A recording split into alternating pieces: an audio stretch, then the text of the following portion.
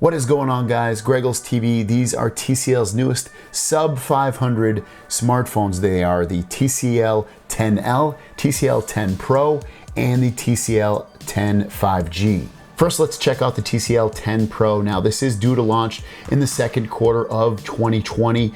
And on the back, you're gonna find 4 cameras consisting of a 64 megapixel main camera, a macro camera, an ultra low light camera, and an ultra wide camera. A rare thing in 2020 that you'll find is a headphone jack at the top of this phone, which is always a nice accessory to have. At the bottom of the phone, you'll find a USB-C port, a speaker, and a SIM slot.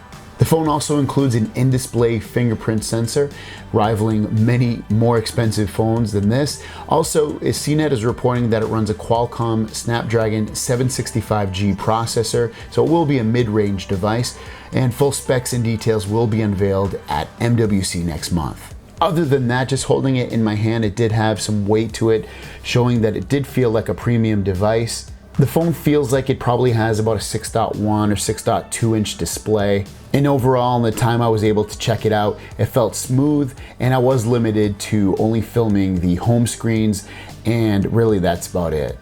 Next, let's check out TCL's 5G phone, which is literally a sub $500 5G smartphone. Pretty crazy, right? And you're looking to get the same camera setup on all 3 models, which ends up being the 64 megapixel main camera, a macro camera, ultra low light, and ultra wide. The 10 5G and 10L have plastic bodies and LCD displays, but they do feel good in your hand still. The 10 5G and 10L both include a rear-facing fingerprint sensor. The 5G model has a good weight, and the 10L is definitely physically lighter. You also do get a headphone jack on all 3 models of these phones. At the bottom of the 5G and the 10L, you do get a USB-C port and speakers at the bottom. And again, on all 3 models of these phones, I was limited to filming only the home screens and app launcher. So overall, I think TCL does have a very compelling set of phones here. 5G for under $500, a Pro phone that feels premium in your hand for under $500. I think it's a very exciting time to be a consumer right now and be able to get such high quality technology in your hand.